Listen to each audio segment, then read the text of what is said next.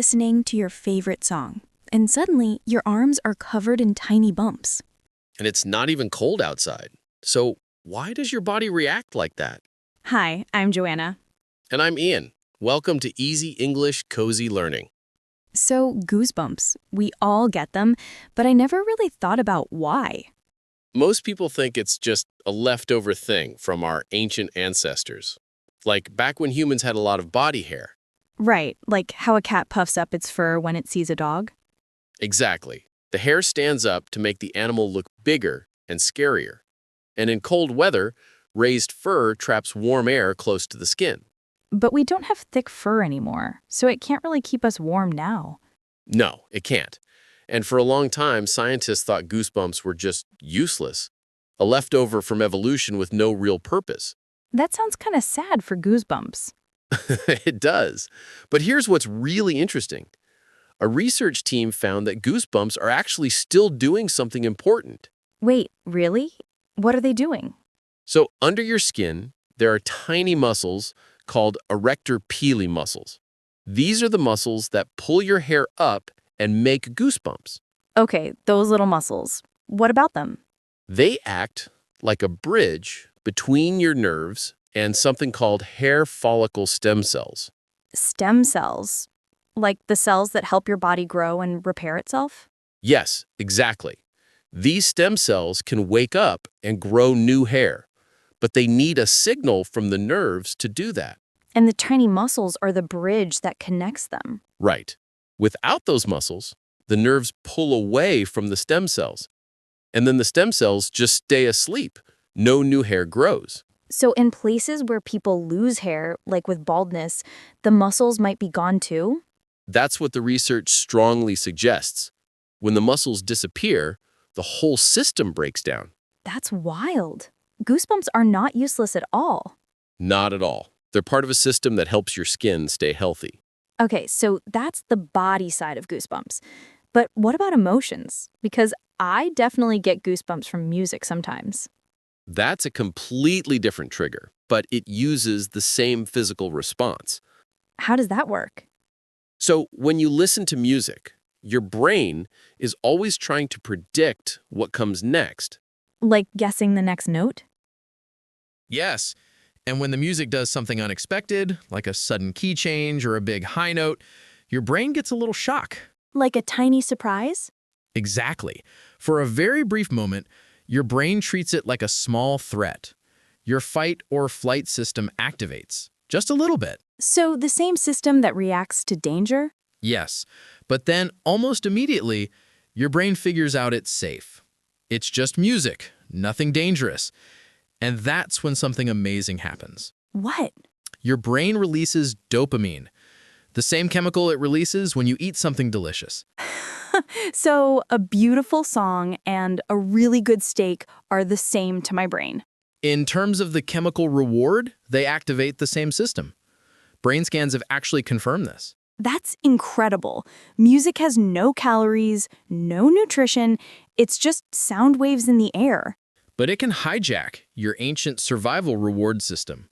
Your brain treats beauty like a biological need. I love that. But here's something I've noticed. It's not always happy music that gives me goosebumps. Sometimes it's really sad songs. And that's where it gets even more interesting. One scientist proposed that sad music reminds our brains of something very old. How old are we talking? Think about baby mammals millions of years ago. When a baby animal got separated from its mother, it would cry out, a high, long, desperate sound. Oh, that's heartbreaking. And that cry would trigger a physical response in other animals nearby. They would feel cold, they would feel uncomfortable, and that feeling would push them to go find the baby and huddle together for warmth. So the cold feeling was like a signal to reconnect? Yes. And some researchers believe that when we hear a singer hit a long high note, our brains react to it like that ancient cry. Like our brain is hearing a lost baby calling for its mother? In a way, yes. The sound pattern is very similar. And our brain responds with that same cold, shivery feeling. That explains why sad music feels so powerful. It's touching something really deep. And it also explains why we often want to be with other people when music moves us. Like at concerts, you feel this amazing connection with strangers around you. That might be your brain's old instinct telling you to huddle together. So, concert goosebumps are basically my inner cave baby looking for its group. Something like that. Okay, that's beautiful and a little funny at the same time. But music isn't the only emotional trigger, right? No, not at all. Think about watching a video of a soldier coming home and surprising their family. Oh, I always cry at those videos. And yes, goosebumps everywhere. Researchers found that when we see moments of deep love or reunion, we feel a specific emotion. There's actually a word for it from an ancient language, kama muta. Kamamuta? What does that mean? It roughly means being moved by love. Scientists studied people from 5 different continents and found this emotion is universal. So no matter where you're from, your body responds the same way? Very similarly, warm tears, a feeling of warmth in your chest, and goosebumps. That's actually really comforting. We're all wired the same way deep down. And researchers found something else. There seem to be 2 different kinds of goosebumps. 2 kinds? They call them warm chills and cold chills. Warm chills happen when you see love, connection, or something beautiful. You feel warm, relaxed, maybe you smile. And cold chills? Cold chills happen when you see someone suffering or a really tragic moment. You feel heavy, maybe your face gets tense. So goosebumps from a wedding video and goosebumps from a sad documentary are actually different. Different emotions, different body sensations, but the same bumps on your skin. Our bodies are so much more detailed than we realize. And here's another thing that might surprise you. Most people can't even tell when they're having goosebumps. What? How is that possible? You can feel them on your arm. You would think so. But in experiments, scientists measured people's skin with sensors, and then they asked the people if they felt goosebumps. And they got it wrong? A lot of the time, yes. Only about 1/3 of people's self-reports matched what the sensor showed. So my skin could be covered in goosebumps right now, and I might not even know. It's very possible.